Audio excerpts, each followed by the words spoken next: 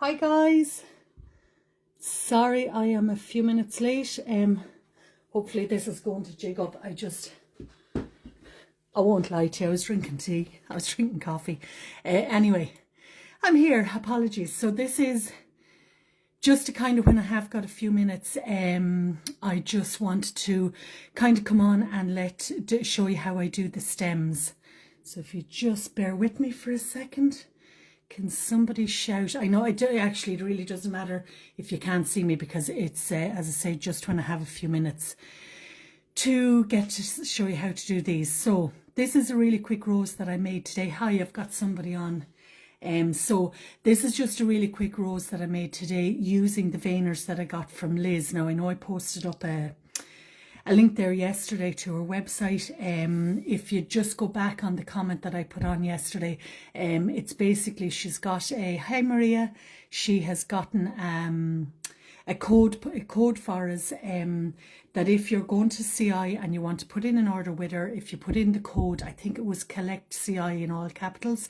Hi guys, oh there's a good few of you on. Hello girls, Marion, Patricia, Paulette, how's everybody going? So basically for Liz Unglas, which is sugardesign.co.uk, make certain it's sugar design you put in. I had a bit of a search earlier just to get to have it, to see it, and she does the colours and veiners.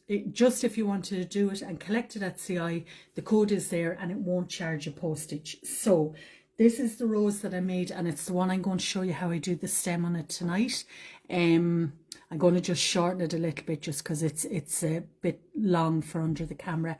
Okay, have a note, I need to show you how to make thorns as well on it, but this is the veiner here, so hopefully you'll be able to see a little bit on the camera, or at least the rose that I made with it. So hopefully you can see the back of it there. Yeah, you should be able to see the veins. Haven't dusted it or anything. It's literally just one that I put in. Hey Diana, Diane, sorry, your first live in forever. I know we're all on kind of catch up. So this one here is using the veiner from Liz. I didn't dust it, I didn't do anything. I literally just had time today to just make this rose. All right, so you can see the veins. Now, the veiners that I got from Liz, okay, so she's got two different rose veiners. Just said I'd let you see them. This one here is kind of more curled back, so we'll give you a rose petal like this one here. You know, sometimes the outside petals of a rose, they'll be kind of curled back a little small bit, or on a more open rose. So that's that one there, and that's the veiner, the results that it's given to you. Okay, my light looks a little bit yellow. I've actually ordered a new light today, so hopefully it'll be a little bit easier. That's one of the veiners there. I actually forgot to look, is it a set of two, or what way has she got them on the website? And I know she's gone on holidays today to South Africa. She obviously, the website's still up and going, but she just might be a bit slower to reply if you are messaging her. She's gone to South Africa. That's the second one, which is a little bit more open. It's got a little bit of a nodule here on it. Anyway, I just thought I'd show you those while I had them here. So they're the veiners that I used for making the rose. And obviously we have the rose demonstration right back. The very first one, I think, guys, was that the rose? I've just used the red flower paste, and I coloured it with, did I keep the tube? With claret, with the fractal claret colour, which is a really nice strong colour. My flower paste that I used again was the mix of Robert Haynes and the flower paste. I'm just really loving the blend. I used no corn flour at all when I was making the rose. So a few little things, but you can trial and error yourself anyway. So whatever paste. What paste are you guys using? I don't know what you're using at the minute. There's so many literally on the market, so I'm just going to get rid of those. They are very strong, really, really good, solid silicone. Even that one there's a bit thinner, but very, very strong silicone. And I know Liz has got loads of, as she called it, her development drawer. I know one of you girls was looking for a leaf veiner the other day. It wasn't on her website. If there's something you're looking for, message her, because honestly she's loads. She actually has some that she's working on for me at the minute as well. So she kind of will make to order. Okay, so the rose that I made I want to show you how I put on the stems. Now, Mary, you were asking me earlier, is this what I do for competitions? This is the only time I use this technique. To be honest, I don't do this for commercial flowers just because it takes so long to do it, and you just, you know, I just wouldn't get paid for it. So I'm just going to shorten this stem. I want to leave enough weight. Hello, Elizabeth. I just want to leave enough length for me to be able to work it, but just to get it under the camera for you as well. Now, this rose I made at, it's about 4 hours, so it's still a little bit leathery. Am I gone, guys, or am I okay? No, I seem to be okay on my phone. My internet has frozen. So it's still a little small bit leathery. But it's solid enough in that the petals are fairly well set. What I did do for the outer petals was I left them on the former a little bit just to get a little, just to catch their size. And then I was able to place them on. So we have got the rose demo done earlier in the year. This technique, like I say, I only use this technique for competition work. Okay, I don't use it for commercial. When I'm not using the rose, I'm popping it into just a piece of Oasis, so you'll hear me just pulling it in and out just so you can see it.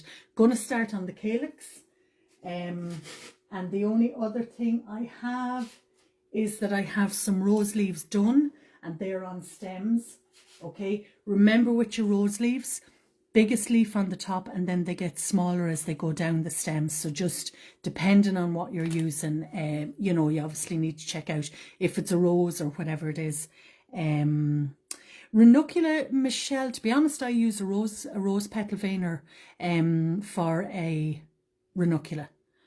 Very, very similar, and the ranunculus is very faint kind of veins. So I just use a rose petal veiner if you've got a pretty good one on it. Okay. Got my leaves, got my rose made. I have some green paste. Calyx wise, I just pulled the basic calyx that I have just because I'm reckoning that that's what you guys probably have. There is another one I have with not just cut out of it, but I'm not as crazy about it. I actually love this one. It's one of the ones from Gem. This is the R11D. So it's measuring, now this is quite, I'll measure the rose actually for you. So this one is 8 centimeters across. Okay. And that's just the one that I'm using there. Otherwise, what do I use for doing these stems? Green paste, water. I use some sort of a little small stubby brush, flat, kind of short. You don't want really long hairs on this. I use, if you have them, I don't always use these, to be honest. You know, these little rubber tipped tools. This one is a colour shaper. A 6 cup round. I don't know. I suppose that's the code on it. Something like that. You can use ball tools. My most important tool is my hands, and that's what I use for these stems. I really don't use much equipment at all, but it's a messy process, but it gives you very cool effects. The rose that I have, just so you know, to match that calyx, the only thing with these stems is that the tape comes off them sometimes. The rose is measuring about 8 centimeters across by about 6 centimeters deep. The center cone on this was one of, you know, my large cones. I'll give you a look here. So the cotton cones, which is what I always use, that's what I've used in the center of it. These are the biggest size ones. So if any of you have got the mixed packs, they're the 35 millimeter cotton cones. That's what I have in the center. That's what I use in the center of a full size rose. Normally I'm using the 18 millimeter. So the mixed packet of cones that I do, I think has 3 18s in it. 2 of these, I think something like that. There's a pack of 10 anyway of mixed ones. So it's the bigger one that I've used for this. Only because these are paper covered wires. What I do first is I just cover them down with tape. Not even worrying that it goes all the way to top, but I just don't want that to keep unraveling on me. So I'm just covering that down really loosely. Doesn't need to be neat and tidy. I just need it so that that paper is not going to keep on winding down. I'm not even going to cover all the white. That's fine. Don't need to do that. So first up, I just want to make my calyx. which is, as I say, the R11D. That's the gem one. I think they come in a pack of, there's a couple of sizes in the pack. I have to say, it's actually one of the better cutting calyx ones. I have got one that I bought from, I think it was probably Geo's, and it's just desperate to cut. It just does not cut the paste clean at all. You can also do the calyx individually if you want to do that. So I started doing my calyx. This paste is just a fairly light green. The leaves would have started with the same paste, but obviously once I dust them and glaze them, it changes the colour, so that's fine. Just a light enough green on it. Okay. I know a few of you guys are talking about entering the competitions or competition or whatever it is. So like I say, this is what I would do for all stems. Now the rose is a thick enough stem.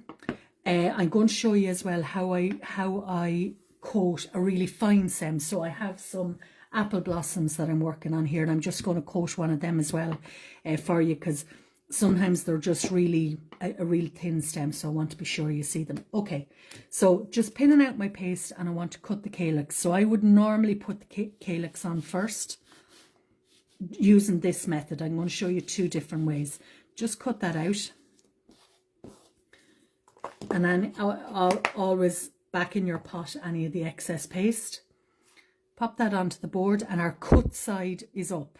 Okay, so what I do then is I'll just take my little scissors. I know we did cover this. I'm teaching you to suck eggs a bit, but I just want to be sure you see it. Going to just take a ball tool, and I'm just going to soften those edges. I'm only softening around here, the outside edges. I'm not really going near the center, just because if I leave the center alone, it'll be a little bit thicker and it'll actually be stronger. If you ball tool the whole thing too much, it thins it down a little bit and just makes it a bit weaker. So thin those guys down. What I do then is taking it in my hand. What I'm doing then is just cutting little V's, because these the calyx on the rose just has little notches kind of on it. So I don't do a set pattern. I do maybe two on that side, one on this side, and I just go the whole way around, as I say, just not a set pattern, and I don't want them to be completely even.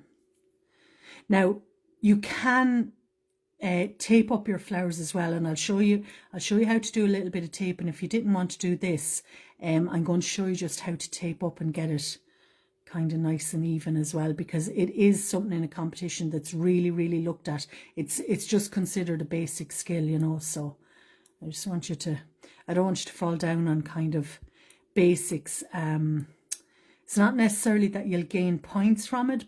You probably would, because it is a definite skill. But the thing is, if you have bad taping, so many times people are just falling down on bad taping, because you can see the seams, and there's little tricks that I'm going to show you how to do it. Okay, so just really quickly, so I've just cut a few little notches around there, and if I skip out, guys, or the internet skips out, shout at me, because my internet on my phone has not been so good the last while. The last week, I think what's wrong, we discovered here, if we're due upgrades, they start to cut us down a little bit, because they want you to buy a new one. Now, so what I do is I'm still face down, so the back side of the calyx is facing me. What I do is I go over and back, so I'm going off the paste and pulling back on, but my ball tool isn't leaving the paste, so I'm going over, but my ball tool is still in connection there with it. Okay, flat or triangular, there's an answer for that, Diane, so I'll tell you now. So my ball tool is still in connection with the point, and I'm flicking back in. I get these little flicks then on it. Okay, and what I can do is each little thorn, now if you find you want to go on a smaller ball tool, you can do that. So each little calyx, we're just going off and back and flicking back. So you have a flat Diane, or a triangular stem. The answer is really simple to that. You've probably got 2 wires on your stem.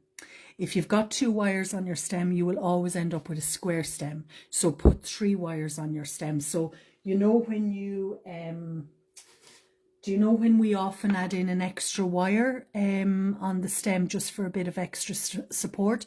So if you just add 1 wire, Let me just over exaggerate it. If you just add one wire, you end up with a flat. But if I add, excuse the knitting needle, a third wire, excuse me now, it's when you add in a third wire, it's automatically going to be more rounded. I hope that makes sense. It's a bit over exaggerated, but you should see it on it. So it just means you'll automatically have four. A round stem. So don't ever add just in one carrier. You want to add in that extra wire onto it to give you a more rounded stem. My grandmother's knitting needles. You can find that in here, set a dentist tool, the granny's knitting needles. Anyway, right, we do what we have to. So I flicked all those back, and what that's doing is it's softening out my cut edge. What you don't want to do, can you see here on it? I can still see a very definite cut edge. Okay, hope that makes sense, Diane. So I want to just make sure that those cut edges are all softened down. This is all just basic information. Then what we do is we flick it over. And there is a little veiner you can get for the calyx, but it's really so small. I'm just taking the larger ball tool, so it's roughly the same width as the calyx. And I'm just pressing down. And what that does is it creates this little cup kind of underneath it. There's a small little cup just on the back of them. Okay, then what I do is just taking my edible glue, edible glue preferably, it's a bit stronger than water. And my brush, I just need to keep that one dry. And just glue this on. Now I don't glue right out to the edges because we want to be able to curl this back. On a fully open rose, generally the calyx is curled back a little bit. On a bud, it's more wrapped up around the rosebud. So it's really important thing to do. Tell you what I'm doing at the minute, guys. Maria, you'll be interested. I started to collect some leaves, some autumn leaves. I bought myself there a while back. I had a notion that I was going to try to do press flowers, right? So I get these notions. Anyway, I bought myself this little flower press, right? It was only a few quid. So I bought myself a flower press and I pressed some flowers, which were lovely, but they lose colour. But actually what I'm after been doing is I'm after collecting some autumn leaves because at the minute, obviously, they're changing colour and I'm pressing them. So when it comes then in say springtime or next year or whatever, I just want to put extra tape on this because it's still winding a little bit. When it comes then spring or this time next year, I'll have my leaves pressed and dried and I can really look at the colours and the details and the veins and everything on it. So it's just an idea. I got some beautiful ones today. So I'm just popping the calyx in and I'm just nice and gently. Now my glue is only coming kind of halfway up. Okay, so it's just something I'm always kind of on the lookout for. The likes of roses and buds, you know, if you see roses and you see buds, take a picture and look at the calyx. So on a bud, the calyx will wrap around it. It hasn't fully opened out yet. On a fully open rose, it's kind of coming back a little bit. So it's starting to curl. Now, you don't want them all completely the same. You want a little bit of informality with it, you know, a small bit different. So that gives you an idea there. Okay. You can put the calyx on and leave it to dry. You know, if you don't get to sit and do this all at once, that's fine. You can, I'm going to leave the white pad because I think it's better for you guys to see.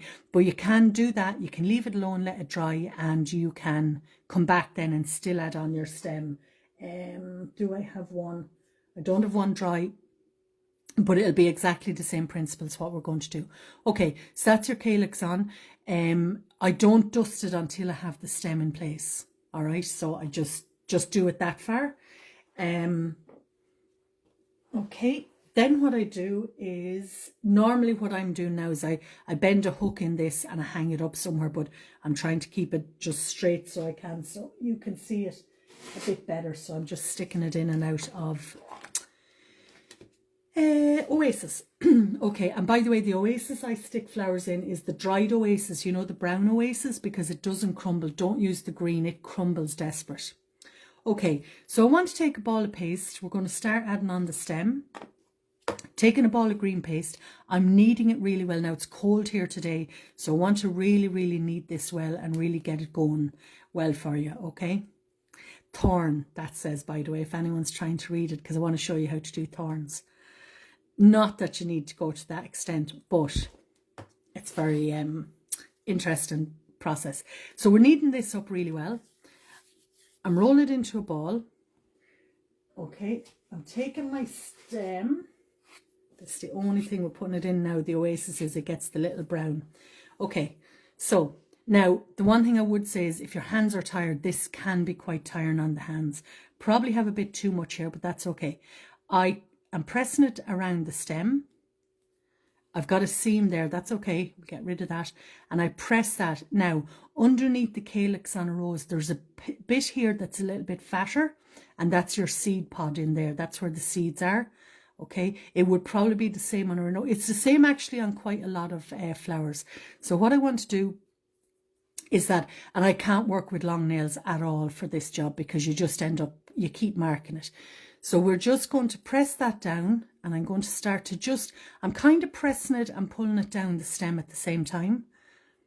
Okay, so it's a little bit fatter there. And I know roughly I want to add in a leaf about here. So I know that's where I can stop. So I'm just going to pull that down until I'm kind of where I want to be. You judge, you know, if I was doing, so my leaves will go in there. If I was doing a full stem, a longer stem, I might put in 2 sets of leaves. So you can kind of judge. Tear that off, okay? Now this is where I meant, doesn't matter the taping on it. If it's messy, you're not going to see it. You're actually completely hiding it. Pop in our paste back into our tub. Now, I want to continue to work this. I haven't used any glue and I haven't used any corn flour or anything like that. So I want to just keep on working this. The thing about it is you can't, because this is still a little bit soft on me, you can't rest it on the foam pad because it just gets into a mess. You know, it just can damage the petals on you. Now, what I do is I take stubby brush, so a little flat brush, and I want... Just let me get some paper towel. Okay, so I just take a little bit of paper towel or a tea towel. I also have to hand here just a damp cloth and a tea towel just because this gets into a fairly messy situation. So a little bit of paper towel. I'm dipping my brush in the water. Just want to be certain you can see everything. Let me just wait till that lines up. Okay. Right. Okay. Brush into water. Take off any excess. You don't want your brush to be sopping. Okay. If the calyx is dry, it's exactly the same. And what I'm doing then is that I'm going in there and I'm just kind of softening the paste. And you can probably see I've a little seam. So see where we joined it? We've got a seam. Now, obviously, we don't want to see that. And what I'm doing is damp my brush, take off any excess. And I'm using the sides of the bristles and I'm just basically working that up. So by wetting the brush, you see, we dampen it a little bit and it'll soften out the paste. But if you have too wet a brush, it's likely then to drip all over the calyx or the petals or bleed colours, you know, or whatever. So you don't want to go super wet on the brush. You want it damp.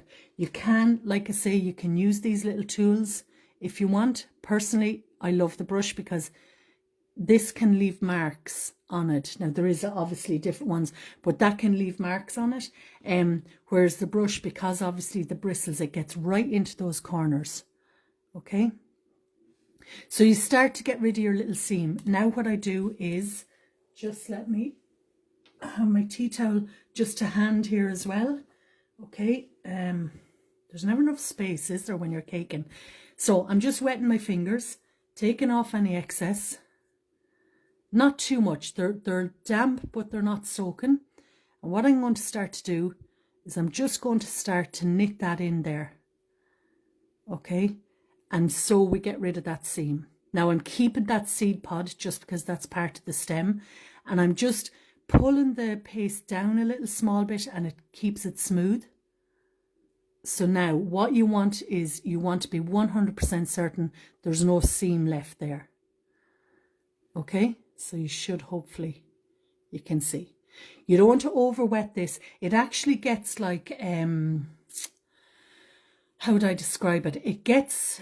It's not wet, but I can feel there's a little bit of the surface has just kind of melted. It gets like little bit sticky, like a sugar syrup, I guess, or that on it, because you're melting sugar. So I make sure that's all smooth. And when I'm happy with it, then leave it alone. That's all I do. I can use my little finger to go back in there all the time. I want to have them a little bit wet, but not soaking wet. Okay, so that gives us the back of the first half of the stem. Okay, I think probably, and that's a little bit heavy there, so I'm just going to thin that a little bit so I can pull away a small bit of paste. The other thing is, often on the stems there's a little bit of texture, and what you can do is you can take your brush and you can just create that little bit of texture. So I'm kind of taking off any of the excess water, but I'm also creating that texture on the stem. Okay, like I say, this does get messy, so keep a damp cloth to hand and tissue and a tea towel. You know, just keep those little bits and pieces to hand for yourself. I just want to keep that there so you can keep kind of clean hands when you don't want them. If you need more water, a little bit more, and you just smooth that. Okay, so that's how you do the first part. You can see why you wouldn't do this for commercial, because no way you'd, well, you might get paid if you can, happy days. But if you don't, you don't. Okay, I can do that and I can stop and I can leave it dry. That's fine. That's up to you. The one thing with the calyx is, if you have let it dry, just be careful you're not going to chink off those little spikes for it. Okay, what I do then is I take back my tape. Kind of doesn't really matter what colour tape that you're using. I've got a stem of leaves and I want to put them in here. So I'm going to bend those there a little bit. I'm going to place them on where I want, and because they're wired, we can reposition them, right? So they're going to go about there. I'm going to tape those on. Okay. It's actually, I actually love this process. I really love this process. And quite often I'll just have them all lined up and I'll go at it then, kind of a bundle of them, because it is really messy. But you sort of just get, it's like working with clay. It's like working with yeah, pottery clay or whatever you'd call it. Okay, so we've got our leaves on, set in, right? So they're taped into place. What I want to do then is I want to take another piece of green paste. Now, normally I'm lifting this in and out of the Oasis. If I was doing a second set of leaves, I'd probably only come down an inch and add in the second set. Process is exactly the same. Are you guys all okay and there still? Hopefully. I can see it moving on the screen anyway, so. Now, so same process again. So we're going to just take this, we're going to knead it really well. Same again, it's just so cold today.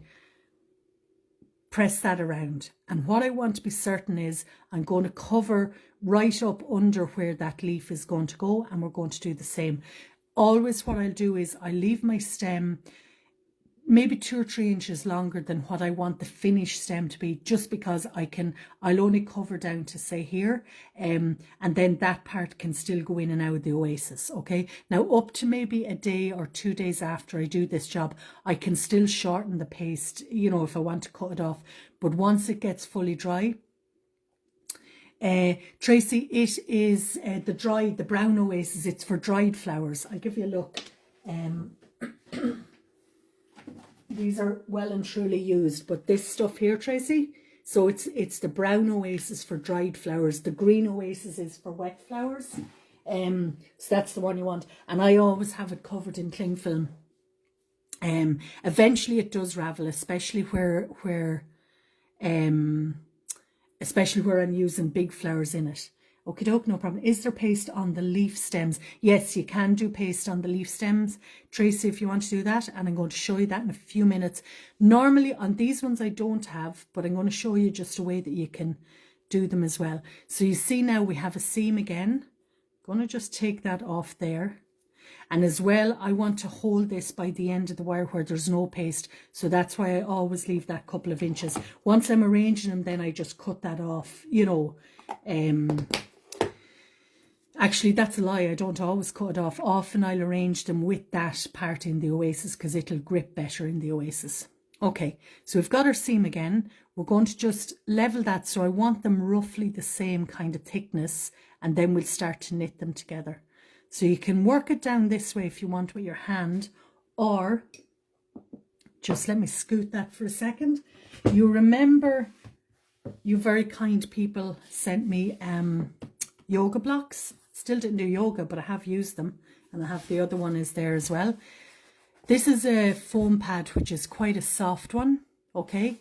And what the reason for the yoga block is, I can put my flower on here gently, and I can take my foam pad and I can roll back and forth. So because the yoga block is higher, I won't hit the leaves as she is, they're hitting the board. And with the foam pad, I'm putting a little bit of pressure just over where the stem is. So the stem is there under my fingers. And the depth of the yoga block is allowing me to spin my flower. Now, you just go easy, just take it handy. If you had a really big flower, like for example, a sunflower, I would put the 2 yoga blocks one on top of the other just to get that extra height on it. So that's one of the main reasons for the yoga blocks. And thank you again very much for them. Like I say, I still didn't do yoga, probably never will, being honest. Okay, back to my water and my tissue, wet fingers, and I again coax this. And you'll see the seam will just go. I'm going around in tiny, tiny little circles, and I'm drawing the paste a little bit as well, because I do want to be careful that there's no little bumps on it. I can take my brush, damp, and take off any excess, and I can just keep going up and down. If you're finding this hard on your hands, do the first part, let it dry, add your leaves, and then do the second part, because if that was dry, I could put my hand in under it here. Okay, but because it's not dry, I can't. So what I'm doing is I'm just knitting that down. I'm pressing a little bit. Just hang on there now. Brush is just gone wet. So I'm just pressing down a little small bit, and you see.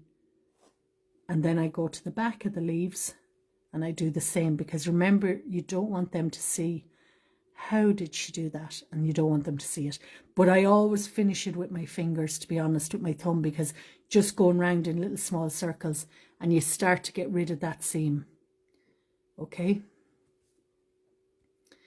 and that's how you add in the leaves. Now, another way you can do the leaves, personally I'm not crazy about, because I just think they're never as secure, is that you can put the paste on the whole stem, and then you can come with a needle. Let me show you with the other leaves that I have here. So let's say, for example, I had done the whole stem in my paste. Now I want to just thin that a little bit just before I do that. What I can do then is I can take, let me find a needle or a piece of wire. I've got to have a needle somewhere. Didn't think I needed a needle. Okay, let's go on a little piece of wire. So what I can do is I can put the paste on the whole stem. I can take a needle or a piece of wire and make a little hole, right? Then what I can do is, the reason I don't like this is that it's just not as secure. I can take my leaves, bend them. You know how you end up doing things one-handed. Bend them a little bit, and I can place them into that slot there. Okay, now I cut that too long, so I've come out the other side.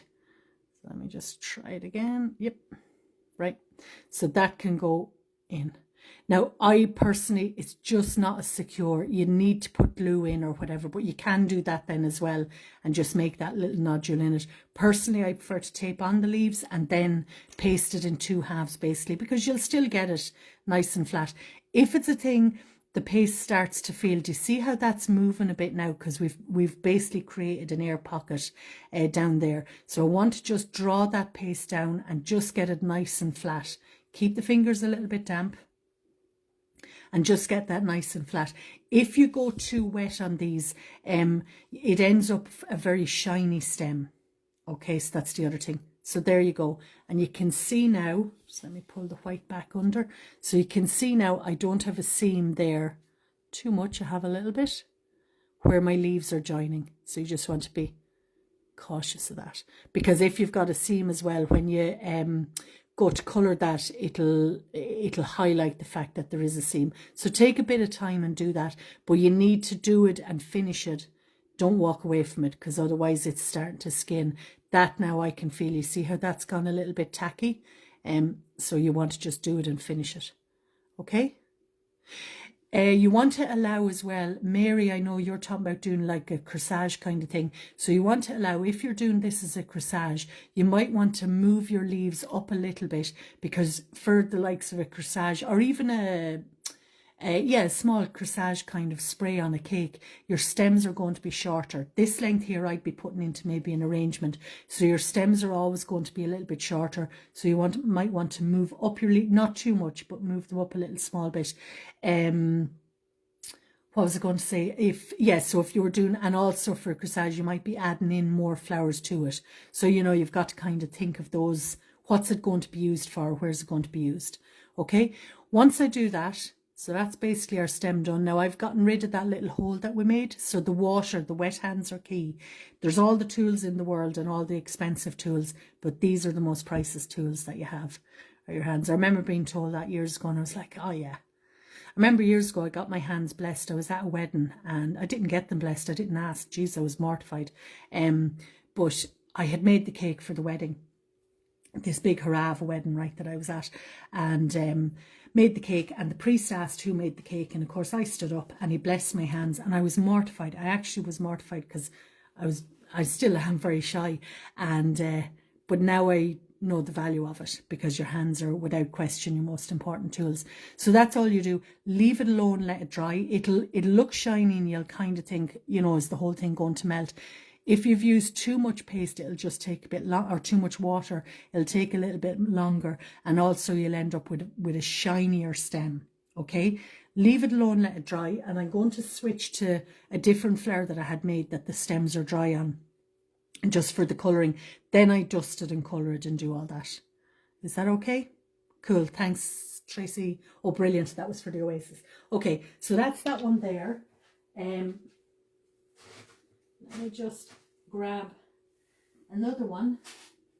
Now, if I want to bend the stem, right, so this is a little David Austin. I've a set of them here I was making for something else. Forgot what I was making them for. Let's just put her up on her head. Okay.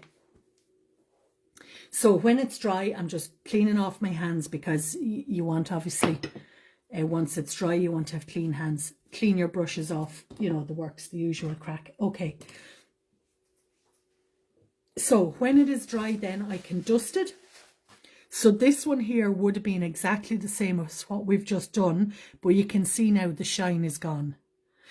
If I want to tilt the head, I tilt it maybe the following morning before, because if I go to tilt that now, this paste, it's fully dry, and it'll obviously crack. Okay, but I've done exactly the same as what I just did, as in paste down to here, tape in my leaves and paste down the rest of the way. I always have that bit of a handle on it there. Okay, I want to dust it then, and I want to show you how to make some thorns, just because they're interesting, and it's something a little bit interesting for you to see. I like as well to make stuff, or when I'm making anything, just to think outside the box a little bit. I mean, the yoga block, different bits of tools that maybe are not necessarily meant for what you're going to use them for, but just something a little bit different. I'm taking some Ginkgo green, which is diamond colour, so it's a good dark green, okay, or foliage green, whatever you're using. And I've got a little bit of burgundy dust. These are just from, what was I doing during the week? Autumn leaves I was doing. And they're just my little pots, but I don't, I keep on topping them up anyway. So on my stem, because everything is dry now, I can kind of handle it a little small bit better. So on my stem then, we are going, and the leaves would be coloured the same. So see the difference? When it dries, it'll lighten a little bit as well. So, I mean, you're going to colour it anyway, so it'll be fine. So a little bit of Ginkgo. And I'm just going, that's probably a wrong brush, but let's go with it.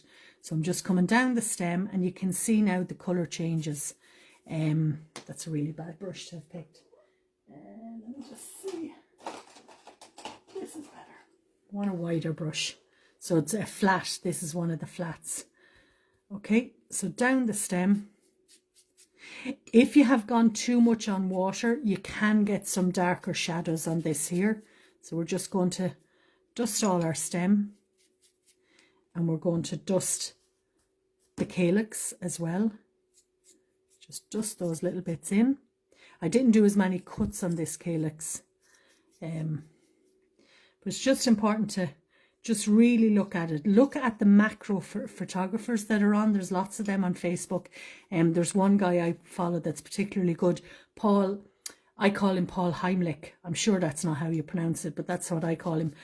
He's a Dutch photographer, and he does macro photography. So it's all the really, really close-up work, and he's brilliant. So you're dusting your stem, we're dusting our calyx, then I'm coming in with the burgundy. And take off any excess, and not normally on the stem again, just check that you've touches of burgundy down along it, so it just highlights in at the little nodule there, might be a bit darker. Okay, what I would do then is when I've this done, I'd steam the whole thing. Just boil the kettle. If you don't have a cake steamer, just boil the kettle and wave it just in the steam, kind of come about 6 inches away from the kettle or saucepan water, wave it in the steam, and it will set all those colours. I might give it a quick skew of glaze just to let you see. So we just glaze that. We're catching the edges of the calyx. This is all just your basic dusting, okay? And that's how you dust that. It changes it obviously completely. Let me just give it a little bit of a glaze. I don't have my steamer plugged in, I don't have a hand, but I'm just going to go off camera and just give it a little bit of a glaze, because obviously I don't want to glaze on the computer or the iPhone. Okay, a little bit of glaze just on the stems and in on the calyx. Just all I'm doing is little bursts, little short bursts of spray, same as if you were airbrushing, I guess. And you see, that just sets it all. So now you've got those little highlights. Quite often on the edges of leaves or calyxes or stems, there is that tip of burgundy. That's why I always use burgundy is one of the most used ones that I have. So as I say, that's just a little David Austin rose. Leaves are not over glazed, or not a very shiny leaf, and I can still, because these are all wired, I can still move those and shape them to go wherever I want them to go. All right, so that's how you do the stems that way. If it's a thicker stem, peonies or ranunculus are a little bit finer, but it's the same technique, but it's just a small bit finer. So then I want to show you, if I was doing a stem of leaves, how do I coat that? You can use the same method. I'm going to show you what's called the AQT, which you'll have possibly heard of. So let me just clear these and go on those. Anybody any questions on what I've done there? Late again, you're grand, Susan, you're all right. No, never late. I've videos, tutorials I watched got last year. I still haven't started on them. Okay, so I have here some little apple blossoms that I'm making. Okay, it's just some little different ones there, which obviously have a very fine stem. Now, what I would do, first of all, what you want to do, and it'll depend on your taping as well, but what you want to do is that you want to look at what colour is the stem on the plant. So some of them are red or burgundy, some are green, some are brown. The leaves that I was collecting today, interesting to see, I have them gone into the presser so I can't show you, but some of the leaves, stems were yellow, some were green, some were red, some were brown, and they were all off the one tree. So, you know, you want to look at it and see what you have. Okay, so I just have a little apple blossom that I'm making. Got my foam pad coming back in, and I have my green paste. So just because I have green to hand, I'm going to use green. Okay, just let me wipe the hands. Baby wipes are great too, but you know yourself with the colour. So what I want to do, I'm actually going to use, excuse me, I'm going to use 2 foam pads. Lots of different foam pads. I kind of have a whole lot of different ones, but this one I don't even know where it came from, but it's just a really flexible one, and I only use this for this job, for the smoothing out job, just because it's just a really nice soft one. These ones here are a lot tighter. Actually, I think these 2 coloured sided ones, you'll have a firm and a soft side, but they're not great ones, to be quite honest with you, but they do for some jobs. Let me see which colour looks best for you guys. Yeah, I think the pink. Let's go pink. Okay, taking a little bit of paste. I have my flour ready. I'm taking a small little ball of paste in my hand. Bear in mind this would have the calyx on it already, okay? Actually, let me just show you how to do a calyx for this, because the apple blossom, cherry blossoms, they're the tiniest little calyx that you have. So how do you do them? Well, I'm glad you asked. I'll show you. So I'm taking my pin tool. So this is one of the ones from Christine. I think I shared that with you before. You can use a knitting needle, right? My grandmother's knitting needle. She'd be thrilled these are used. She used to knit socks. Did any of your grannies ever knit socks? My grandmother used to knit these socks. Anyway, I inherited them. The mad stuff you gather over time. Right. I've got 5 petals, so the little calyx on this, I want 5 little petals on it. I'm taking a little ball. This is just a freehand calyx, and it's measuring like 3 millimeters, 4 millimeters into a point. Okay, and I'm going to make 5 of those. Again, this is a job, I love monotonous jobs. Such an exciting life. Love an old monotonous job. Okay. So making those little teardrops, 5 of those, right? So dependent, you can use this method for the rose calyx as well. If you didn't have the cutter, you can use this method. You're obviously going a little bit bigger. Generally, the calyx is going to come a kind of a third or halfway up the petal. So that's how you'll know what way it is. I'm taking the calyx. The rounded end is under my thumb. And I'm going to just roll that. Oops. Just want to keep a grip on it. So I'm just rolling that to thin it out. Okay, so I'm using it, the fattier part of your finger here is good, and the rounded end of the tool, just to make that little calyx shape. So this will work for strawberry flowers, raspberries, any of those, you know, where it's cherry blossom, apple, where it's just a very small little calyx on it. You can get cutters, like you can get a little teardrop cutter, but this works. This is fine. Not really much veining on them either. Sometimes they'll have like a little line in the center, which you can draw on if you want. And then what I do is just glue them into place. So I'll take a little bit of glue, and I just want a bit of glue on the rounded end. These are not exactly level, but you get my drift. Okay, so knitting needles out, girls, right, and boys. Going to take each one then, and I'm just going to place that. So it's not wired, it's glued directly onto the back of the petals. And when you get all 5 in place, you can squeeze them together then a little small bit more. Okay. And place them on. So they're overlapping, that's okay at the minute, because we're just gonna, like I say, you can get a little calyx cutter, but this will also work. And all I do then is, so you want to do this when it's fresh, pinch and squeeze those, and it just kind of knits them all together a little bit around, and you see then, so you've gotten rid of all those little seams. Okay, then what you can do is you can go back and take your green paste. I look like I have a tan on the screen. I can tell you now I don't have a tan. I think it's that yellow light. Anyway, I have a new light ordered today because a better one. So I'm taking a small little piece of paste. I'm pressing that on. Because my calyx is still fresh, I won't need the water on my hands. And I twiddle. So you remember how we're twiddle? And I'll just come down along as I'm rocking back and forth. That's all I'm doing. So I'm going back and forth, coming down along the wire. Now, normally with these, I only want to come down maybe an inch or two, just because I'll join in a second flower there or buds, so you don't come down the full length. Always what I do with these is I tear it off. By tearing it off, I'm really slimming down. So can you see, you almost have no seam where the paste meets the wire. I hope that makes sense. But you nearly have no seam there. Okay. If you cut it, you get a step. So I tear that. Let me do a second one. I won't do a calyx on it, but I'll do a second one and I'll show you then what I do. Don't you look, I was making apple blossoms.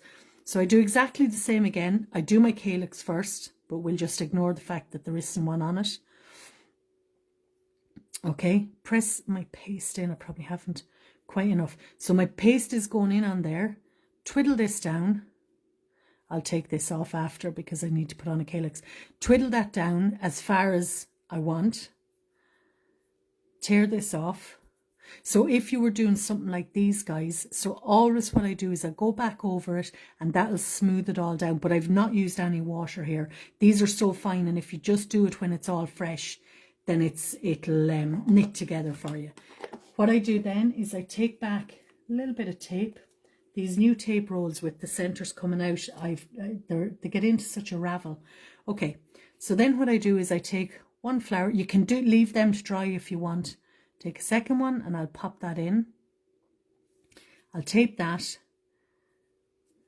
Okay. Oh, the chink of sugar flowers. This is Christina's Apple Blossom Veiner, by the way. It's beautiful, beautiful veiner. I can put on a third one there if I want. And then what I'll do is I will continue down. And these stems are quite short. So what I'll do is just going to move you out of the way till I get it in because they're chinking. Another piece of paste. The key is always really kneaded up well, just that it's nice and warm and it's kind of putty like. If you've got a very dry paste or you're in somewhere that is very dry, put a tiny, now I mean tiny little tip of water in it, and it'll soften it so you can make a gunge. I'm pressing that in and I'm twiddling again. So now we've created like a little stem. Tear that off. Okay. I'm only coming down maybe a centimetre. So now what we have, we've 2 or 3 or whatever. I might have a little bud in there, you know, whatever it is. But the principle is the same. You tape them down, pick then 2 or 3 of them you want to join together, and you've taped them. Now, then this part here will go on to my stem of apple blossom with the leaves, you know, and whatever it is. So I can then bend that.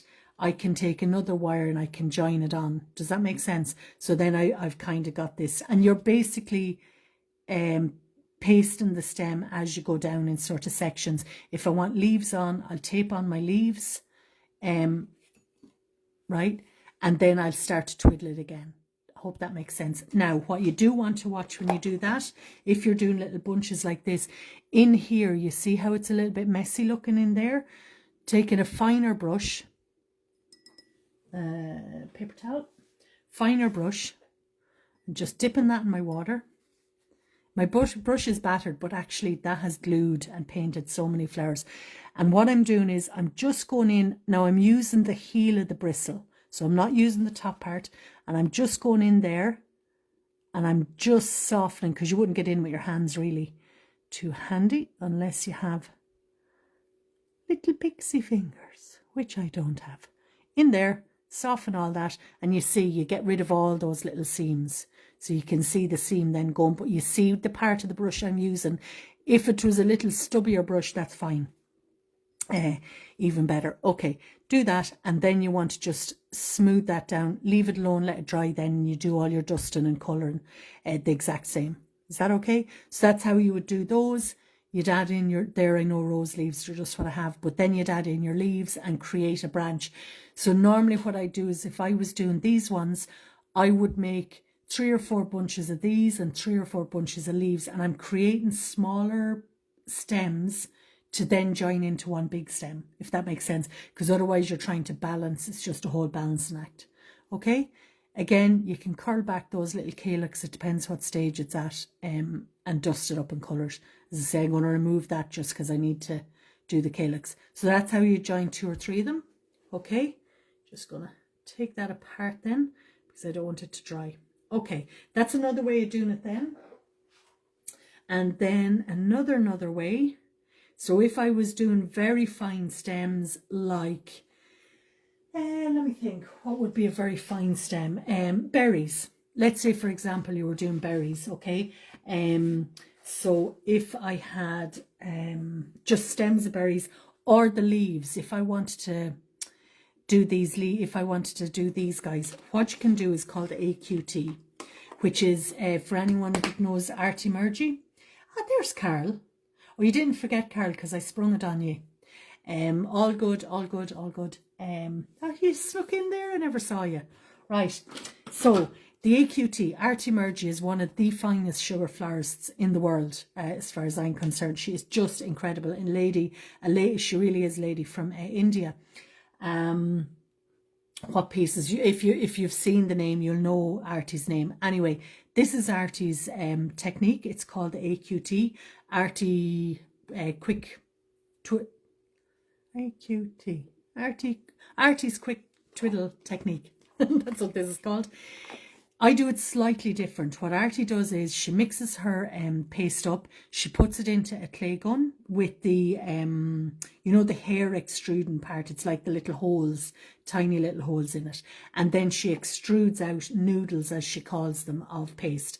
I do it a little bit different just because I use a lot more paste using the gun, and I don't always need it. So I take a little bit of paste, roll it into a ball and into a very small little cylinder kind of piece. I take my soft foam pad and I go over and back, and can you see how it's making that little noodle for me? Okay, and then I can extend that. And the top side of the noodle, let me just shorten that a little bit. Oh guys, I really hope I haven't lost you on my phone. I know it's still going. No, we're back. Yeah, we're back. Okay, so on very, very lightly, I dampen one side of the noodle. I place my wire beside it, and with the heel of my hand, I just over and back, and that coats your wire in paste. So it's like a twiddle kind of technique. I'm going to show it to you again because I'm just afraid that's frozen, but I think we're okay. So over and back, over and back. If I want to get that really smooth, as I say, this is not my technique. It's a variation of the AQT. Okay? And that gives you a twiddled effect. You can do that if you had, say, leaves on a stem. You can do the same thing, but then you've got to add in more leaves and do it again. You know, so you have to do. It is clever, Sandra. It's a great way of doing. If I was doing stamens, a lot of stamens for some sort of flower, that I use this technique here on like 35 gauge wire, very thin wire, and it's just a way of coating them very, very quickly. Another way that I do it, I'm going to just show you on some thread. So for example, the stamens I've done here are all handmade stamens on the apple blossom. Okay, hopefully you can see.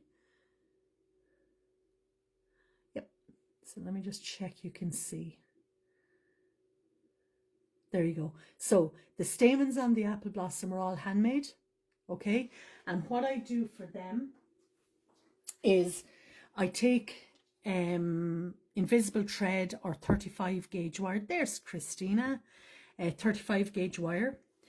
I take my paste. Now normally this would be white paste, but just to let you see, well, I can grab some white actually.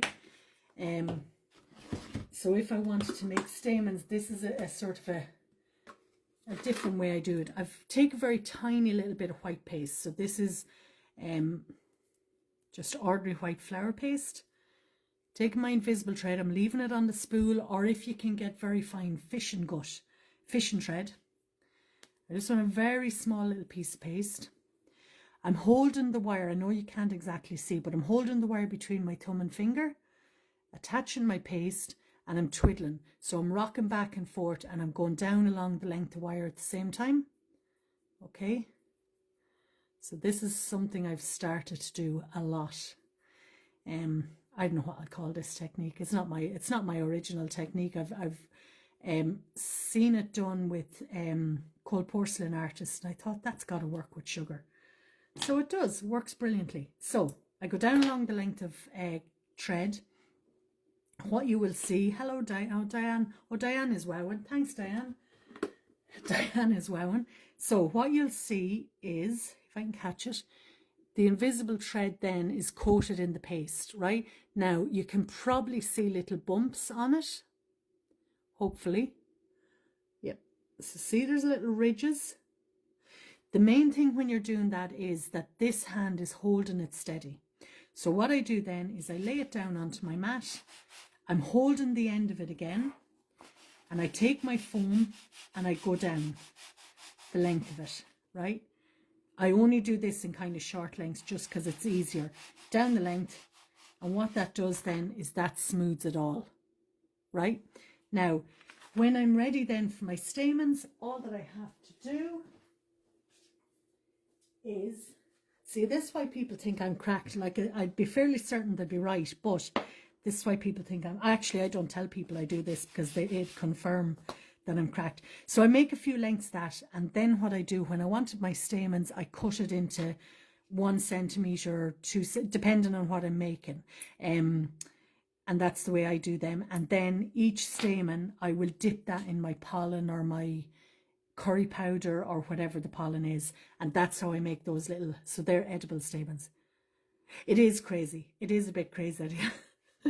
Like I say, I don't generally tell people what I do because it would, pretty certain that there'd be blue flashing lights turn up. Anyway, so just do that. An odd time I'll get a little bit, like when I cut that and it's a little bit thick or heavy, I'll just discard that. If it's still fresh, you can pull it down it. But it's an interesting technique. So it's a twiddle technique that I kind of use now on stamens when I'm doing them. If you've got your thread, obviously fishing thread or the catgut or whatever, invisible thread is very curly. What you can do is a very, very cool iron, and you can just drag the thread across and don't touch it on the iron, but you can just rock it to and fro and it'll get rid of some of that little spring that's in it. But generally I find you're cutting them into short lengths, so it really doesn't matter. Okay, so what else have I? So that's how I do my stamens. If I want to make my own stamens, I'll either do it on the wire. If I was making, look up whenever you're, if you're on the computer, look up what's called a bottle brush flower, and it's got these crazy long stamens in it, hundreds of them, like hundreds and hundreds of them. So I would use this technique, but I'd actually twiddle it onto maybe a 35 gauge wire, and just because if I'm doing these in very long stamens, they're not going to be very stable.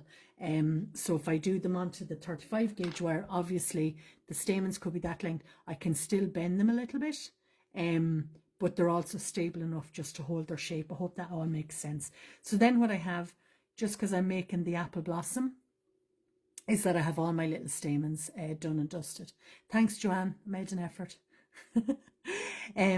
So that's what I do there, and then as I say, dip them all into pollen and they're ready to go onto my flowers. Okay, that's how I do those stamens. The other thing, if I was doing the taping up again for leaves on a stem, so who was asking me, have I got leaves? Hang on now, can I just have a little look? Is there paste? Diane, is there paste on the leaf? So if I wanted to do paste on the leaf, what I will do is just show you this quickly. So I've got, okay, so I don't have an even number. I don't have a proper set. So, but just let me show you anyway. So what I would do is just take a little small piece of wire. So I don't want too heavy a piece of wire. This is probably about a 26 or 28, I'd say. So when you guys are sitting there twiddling, the bottle brush, Sandra, is amazing though, isn't it? I mean, actually, there's nearly no petals, but it's an incredible flower. So when you're sitting there twiddling on your fishing gut and they're looking at you from the corner of the room, you can just tell them the Irish one did it. So if I want to put paste on, oh yeah, I need to show you thorns, and I need to show you how to do, if you don't want to do pasted stems, how you would do the tape neatly.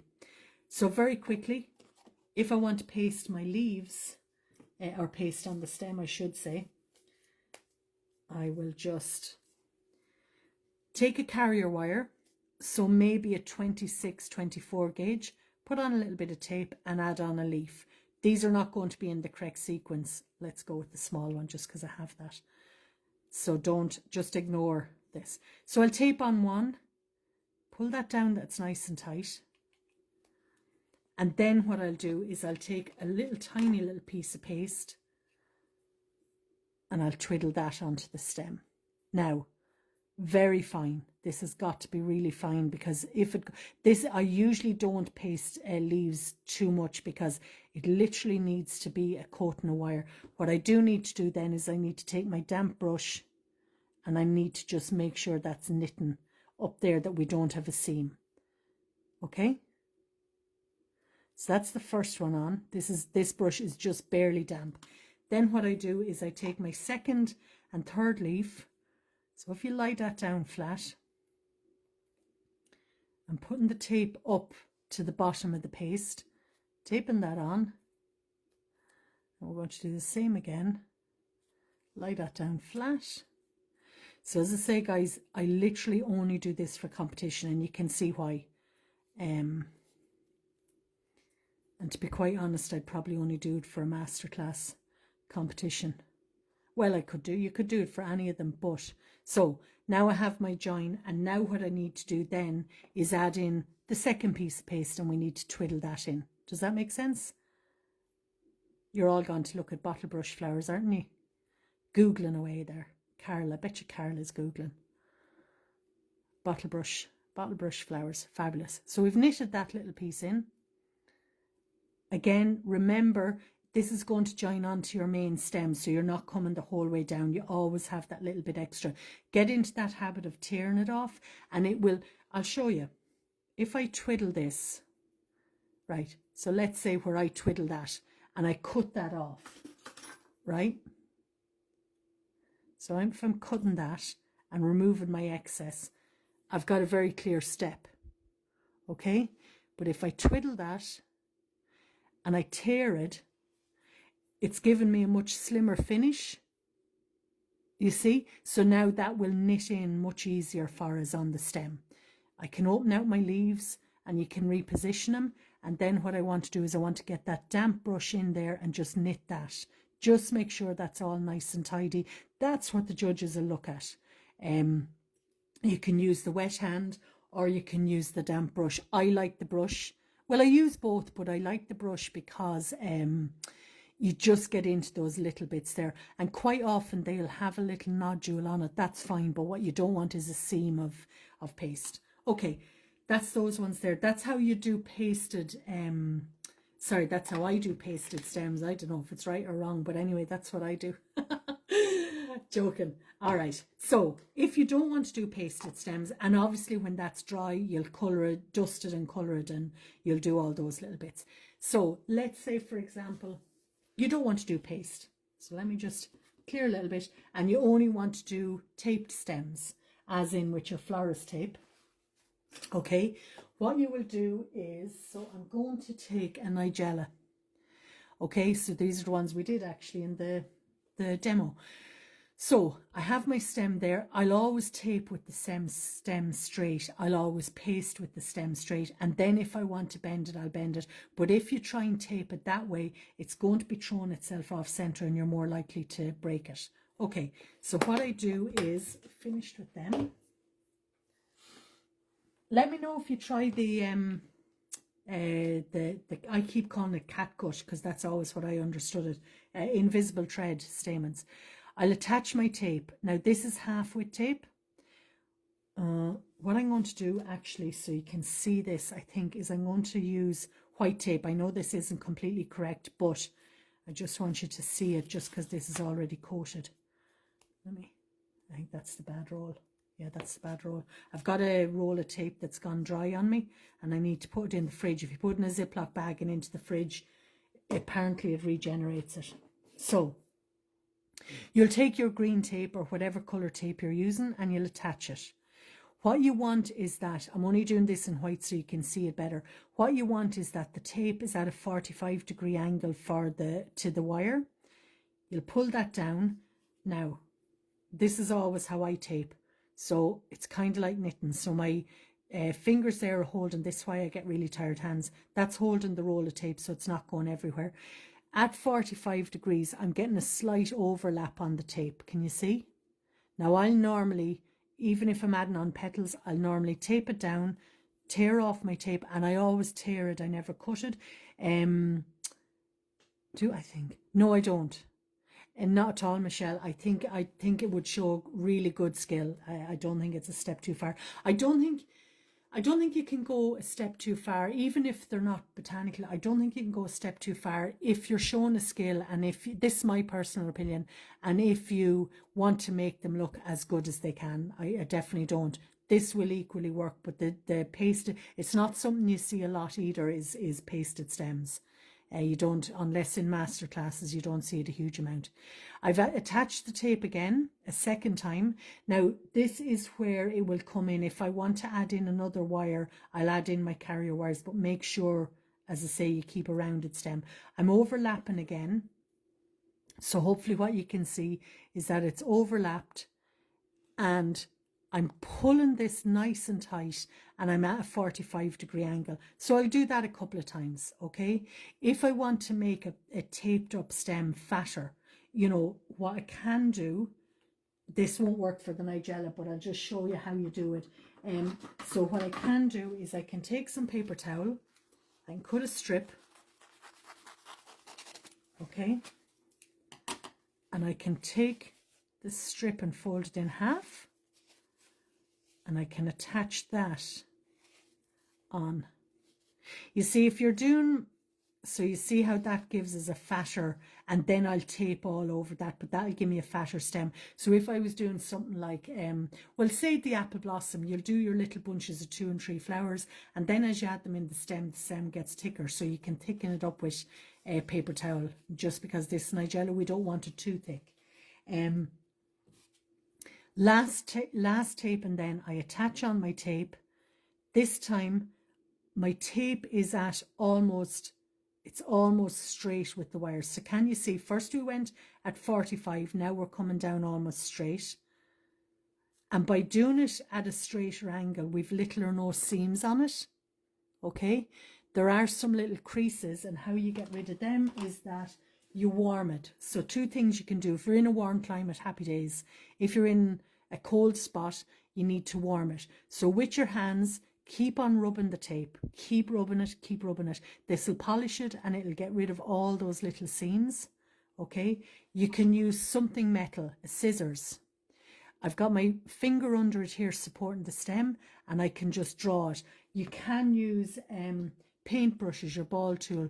I try to use something that's not good, because the blade will get covered in glue, so it's a big job to clean it. So if you keep polishing that, so you've done a few layers of tape, and obviously the tape's a lot finer, and you keep on polishing that, keep going at it. If you've got a very cold climate, run a hairdryer on it for a few minutes, and that'll warm up the glue, okay? And there you go. You get rid of most of those seams, you get rid of all the seams. No, most as you, all of them, right? I still have a few ridges just because the green tape under it was not great, but I can give that another run if I want to. Okay, so by doing that, you're warming the glue, and you're basically just smoothing the whole thing down. It just gets really smooth for you. And just keep working that. If you're lucky that you have warm hands, you won't be too long doing it. All right, and you just get rid of all those little ridges.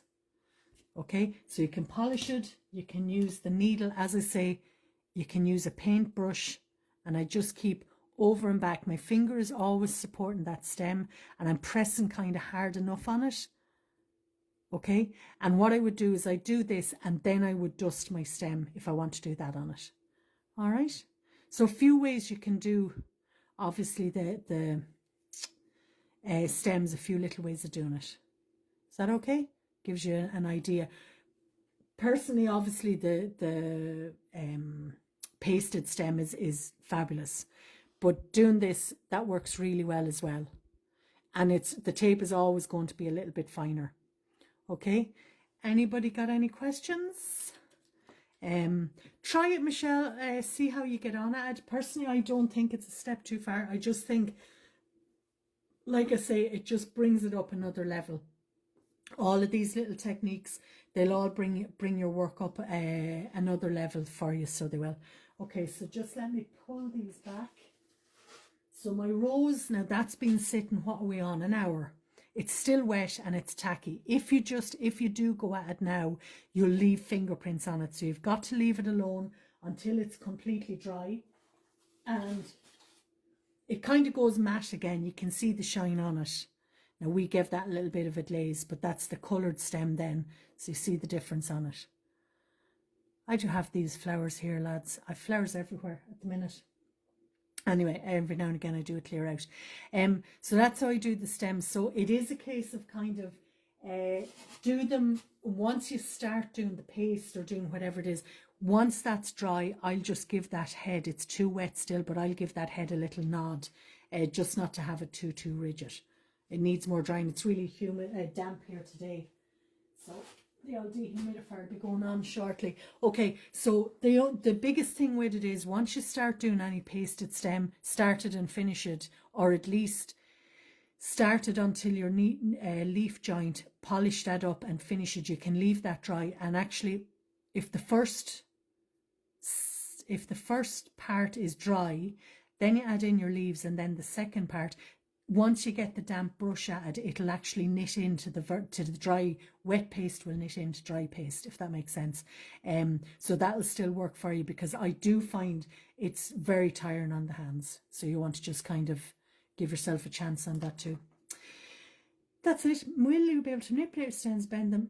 Not days. I would do them up to maybe 2 days, Michelle, because it's quite a thick piece of paste that you've added on. So what I normally do is the day after, usually the day after, once that stickiness has just gone over it, I'll just give it that little nod that I want to give it on it. If you leave it too long, you'll crack your paste, and then you've got a bigger problem. If you did do that and you forgot to give them the bend and you cracked your paste, what you can do is make yourself a gunge. So you'll take a bit of, let's say for example, okay, I'll show you how to fix it. So let's say for example, this one hasn't got the nod I want on it. What I can do is I can bend it, but you see how I've cracked it? Okay. So in that case, what I would do is, probably now my colours won't match, doesn't matter. You'll still have a little bit of your green paste left over. Okay. And I can take a little small piece of green paste and let me just dip it in water, and I can make like a gunge or a putty. So if I have cracked my stem, make a gunge. So you see again, you're into the mess. And let me just find that crack there. And I can just pop in a little bit. So it's like a little filler. And you can just pop that in. So this, and then you'll just dust over that. Just make sure it's wet hands and it's all knitted in. So that'll still blend in there for you. Hopefully you can see. Let me over exaggerate. Right, so there you go, we've got a crack. Take your gunge, place it on, and just knit that in. Now what you'll need to do now is make sure your flower now is in the position that you want. It may not go exactly seamless. In wet hands, and just blend that. So you can see, you can still blend wet into dry, and you'll be able to fix that little crack. All right, leave that alone now to dry, and you can dust it again. So yeah, if you do forget, you can still bend it, but you will crack the paste. I would normally try and bend them the day after, once that stickiness is gone out of it, or definitely not more than 2 days. But it's still